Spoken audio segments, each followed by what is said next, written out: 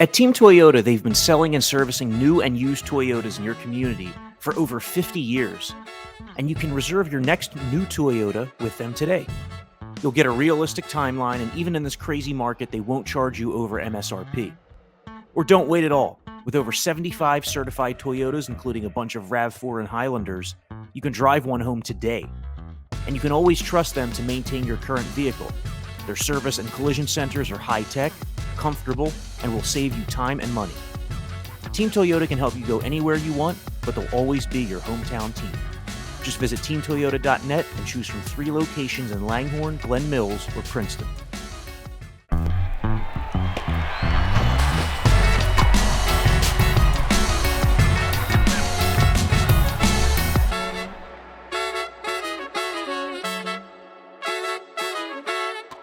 Hey everybody, welcome to the Phillies Talk podcast presented by Team Toyota.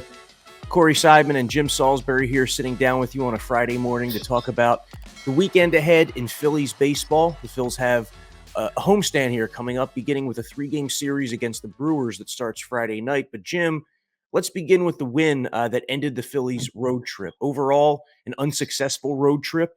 The Phillies have lost 8 of their last 11 games, including 3 straight series, but they did score 9 runs in a win on Wednesday to end that Rockies series. And if there's, one big positive sign, it looks like Kyle Schwarber has broken out of his early season slump. Yeah, Joe dropped him out of the leadoff hole. He's come alive a little bit. He hit that monster home run to the upper deck on Wednesday at Colorado. I think it was the second longest homer of his career or third longest homer of his career. Absolutely crushed it. So that was a good thing. I thought it was really important that they win that game. I mean, there's no real must wins this early in the season, and that's the key word. It's early. Um, but you're looking at a 1-6 homestand if road trip. I'm sorry if you don't win that game. So 2-5 is better than 1-6. And the timing of it and the way it happened. I mean, the bats came alive. They came back with some late, big hits late in that game. Bohm and Schwarber and Camargo, and they got lockdown work from Alvarado and Knebel late in that game in the bullpen. Hand had a big moment in the middle of that game. So it was important going in. You played 13 in a row. You started off the season with 13 games in 13 days, and then you arrive at your first off day on the heels of scoring 9 runs and really, really knocking the ball around Coors Field. It puts you in a good mental frame of mind going into that first off day, and it just makes reporting to work, reporting to the ballpark on Friday for a big homestand. I just think you come in with more energy after a win like that because man, you go 1-6 and you're off to a really disappointing start, and then you have to wallow in it for the off day. That can be difficult. So huge win Wednesday in Coors Field.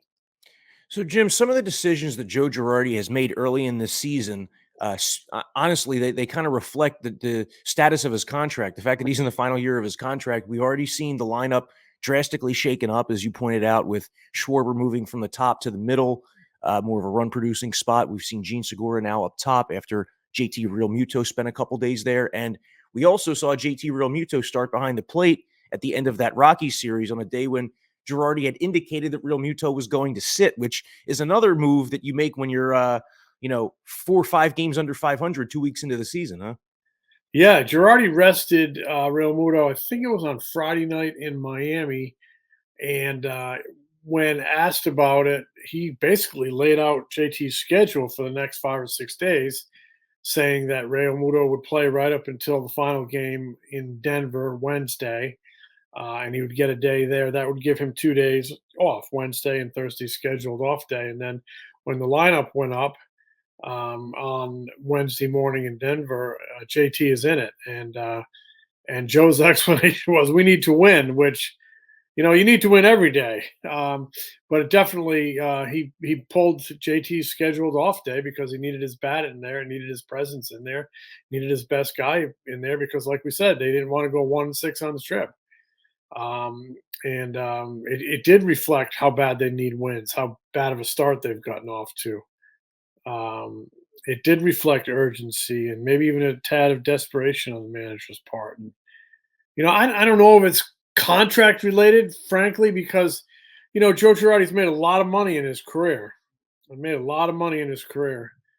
Um, and you know, but I'm sure there's professional pride. But I think he just wants to win. Wants to win ball games, and it reflected a manager who's trying to win ball games. Whether or not he's trying to get a contract extension or save his job, I guess it all goes hand in hand. But it struck me as a guy who's just 10 or 12 games into the season is doing everything in his power to win a ball game. So and they won one. Yeah, I would have thought that, Schwarber would have spent more time in the leadoff spot, given the fact that, 7 games. yeah, 7 games, and the fact that, like, when asked about it early, Girardi kept pointing out, yeah, he had a slow April last year too, and the guy didn't even really have time to turn it around before he was moved out of that spot, but it has agreed with him, at least in these last 4 games. Schwarber's been playing really well. Jim, the pitching matchups in this Brewer series, the Phillies have Ranger Suarez going in game 1, Zach Wheeler game 2, Aaron Nola game 3, so it sets up for some success at home. They are also missing both Brandon Woodruff and Corbin Burns, the Brewers' pair of aces that are probably the 2 best players on that team overall. So they have to be liking the fact that they have their top 3 on the mound this weekend. No question. I mean, you hit it right on the head. Missing Woodruff and the Cy Young winner Corbin Burns. I mean, that's big. It's a break. Got to capitalize. Bats are warming, weather's warming. Got to capitalize. Don't try to bite off, too much. Go out and win a series. Go out and win a series. Um, Try to get Ranger Suarez moving in the right direction. I thought he's taken some strides there, but I don't think he's been sharp in his first 2 starts. Probably reasons why. He had a sort of a abbreviated spring training. Ditto for Zach Wheeler, who pitches on Saturday afternoon, 4 o'clock. Try to get him moving in the right direction. Aaron Nola is going to make his 4th start. To me, that's he's out of spring training mode here, and it's time to um, start putting something together. And I thought he did that the other night in Colorado. Save for one tough inning, and maybe he can keep it going here and build on that. But starting pitching is always such a difference maker, and to miss those 2 guys with Milwaukee, and then come at him with arguably your 3 best, it shapes up pretty good for the Phillies in terms of matchups and guys you want to send to the mound. Now you got to go do it. So something else that we're waiting to see this weekend with the Phillies is whether Bryce Harper is able to get back in the field. He's been the designated hitter for, much of the last week, dealing with that sore right elbow. And it just got me thinking, like, how much Harper has already played through in his 4 seasons as a Philly. I mean, the back issues, there was a situation last year where he got hit in the face and it also dinged his wrist. He's had some knee stuff, now the elbow. And yet through all that, he's played in 93% of games as a Philly. He's played, that's like 12 out of every 13 games that Harper's been able to play. So he's off to a relatively slow start this season, but the guy posts every day, and that's what you want out of your superstar. Yeah, and the DH is, it's a good thing, right? It gives him a landing spot when he's nursing tendonitis in his elbow. It's not a good sign to have that so early. Um, Something they're going to really have to watch. I wouldn't call Bryce a Gold Glove defender, but they miss him because they have to put Castellanos out there. Um, and Castellanos is an offensive player. Works very hard defensively, but he's not Harper's equal out there. So they need to get Harper 100% healthy because he's that important to the team. But yeah, you're right. The back, the elbow. There's been a bunch of nagging little things. Um, he doesn't like to take days off. That's why the DH is good. It gives him a little bit of a blow here and there. And but I'll be interested to see starting tonight. Where he is. Is he back at DH? That would be an indication that his elbow is maybe moving in the right direction, but not 100%. But definitely something you got to watch as he has another decade left on this contract. Big investment, both in terms of money and time. And I'm getting off on a tangent here, but they need to win a World Series with one of these years with this with that guy. You don't get a contract. You don't sign a guy like that, and you don't give a contract like that and make it all worthwhile without winning a World Series somewhere along the line. So we'll see. Yeah, Harper just hit 10 years of service time last week, which, reinforced the fact that the last year of his Phillies contract, he's going to be 39 years old. So, Wow. yes, they really do have to win one like the first half of his contract Yeah. because you figure these are going to be his most productive years. The other lineup matter that is obviously going to be a curiosity. It's a nightly curiosity is whether Alec Bohm will be in the lineup. That's another effect of Harper having to be the designated hitter is that it's more difficult to get Bohm into the lineup because the only spot for him would then be third base unless you're going to give him a spot start at first. And Johan Camargo just continues to swing the bat well. He started at shortstop in the Phillies' last game at Coors Field, had a 4-hit game. Bohm himself had a multi-hit game, drove in 3 runs. But Camargo, man, he's hitting 382 here in the early going. He's been good defensively. Wherever the Phillies have put him, this is a guy you got on a cheap 1-year deal. So far, it's a great signing. He is one of these guys that just goes out there and reacts, doesn't think a lot. I like watching him play. I like watching him play defensive at third base. Love watching him throw the ball. He is so he does some guys you see him throw the ball, you can see their head, the gears in their mind working. I mean, he just is firing that stuff without hesitation across the diamond. Um, I don't know what they're going to do with the lineup there. Didi has had a little hand issue. What is it? I guess his right hand, he got hit by the pitch.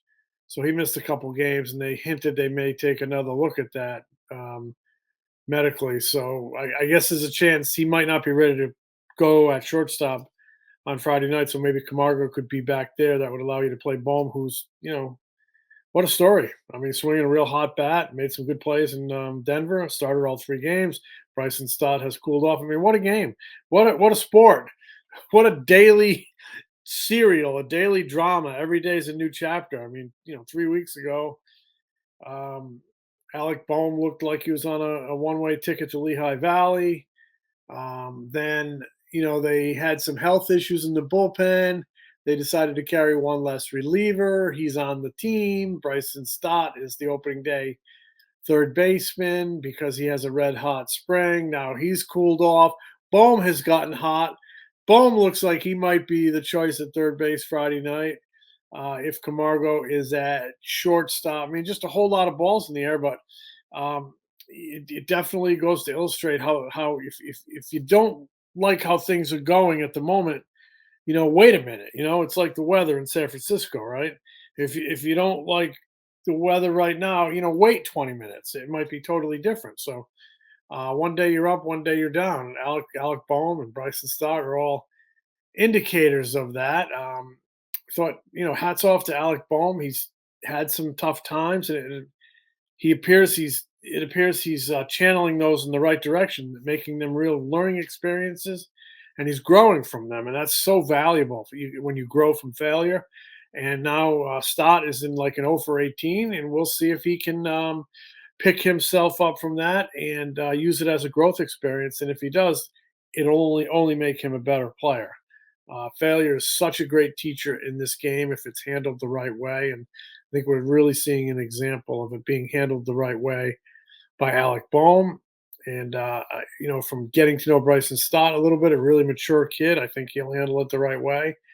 But in the short term, I think Joe has, with Didi, being uncertain, Joe might have some choices on Friday night. Stick with Camargo at short, hot bat, 4-hit game the other day.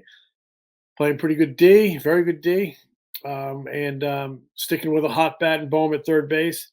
It might be important to get Bohm out there for the simple reason to recognize the strides he's made and to reinforce that you've done a hell of a job helping us win a big game there, and you've really improved.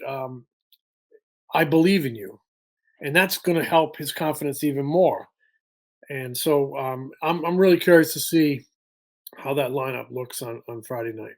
Bohm has never been more popular in Philadelphia than he is right now, in the wake of how he handled that situation where he was caught on camera saying that he effing hates this place and then admitted to it after the game. And every time the guy steps up to the plate now, he gets massive cheers, which is just like, it's so funny that's like the long-term or short-term right now response to that whole situation. Jim, last thing I wanted to talk about before we get out of here is that Zach Eflin early in the season just has not pitched that well. He threw 4 scoreless innings in his first start, but the last 2 against the Marlins and the Rockies, we haven't really seen the best of Zach Eflin yet, and he's such a big key in this rotation, because we've seen at times he can be like a number 2 or a number 3 starter. So far this season, though, 5.27 ERA. The Phils have lost 2 of his 3 starts. He hasn't looked all the way there yet. Yeah, much like Ranger Suarez, much like Zach Wheeler, hasn't looked sharp. And what he has in common with those two guys is he didn't have a full spring training because they were going easy with him. He, didn't face as many big league hitters as I think you'd like. But now he's going to start getting into his fourth turn here, and it's time.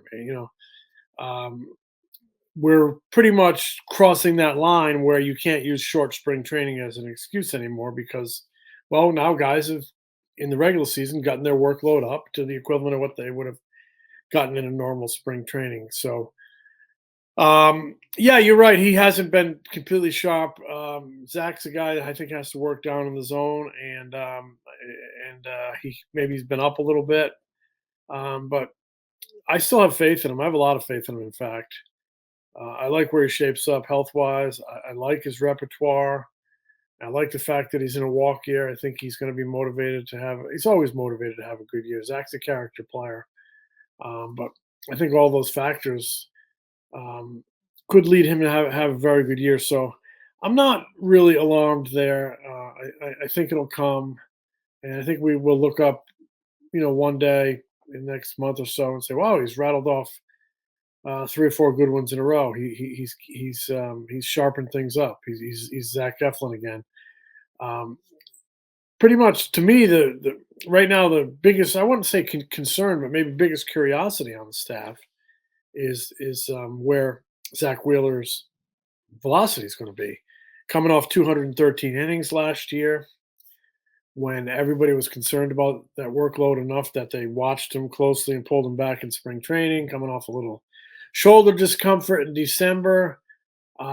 He's 95 the other day, and that's a good fastball, right? I mean, a lot of guys in baseball would sell their soul to have that, but he's more like 98 to triple digits. Um, and then to hear him afterwards saying, he thinks it's going to come, he hopes it's going to come, and if it doesn't, he's going to have to pitch a little differently. So that's my biggest curiosity. I'm really curious to see. And velocity is not everything. It's not everything.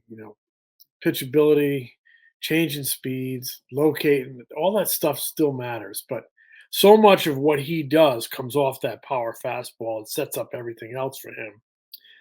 Um, I'm kind of that's my curiosity heading into the weekend, seeing where he is on Saturday, because like he is indispensable. If you're going to go anywhere, you need an ace, you need a bullpen, you need a back end of the bullpen. Um, you need timely hitting, but I think you need that guy everybody looks to be the stopper, to be the winning streak extender, to be when you show up the ballpark. Okay, today's our win day, and to me that was Zach Wheeler. So that's my big interest going into the weekend. How does he look? How does he look on Saturday afternoon against the Milwaukee Brewers? Well, that's Saturday, but first up Friday is the series opener, which will be Ranger Suarez for the Phillies, Freddie Peralta for the Brewers. Peralta, a very good young right-hander, coming off an all-star season, which he had a 2.81 ERA. That's the best starting pitcher the Phillies are set to face this weekend. So thanks for listening to the Phillies Talk podcast. For Jim Salisbury, I'm Corey Seidman. Have a great weekend, everybody.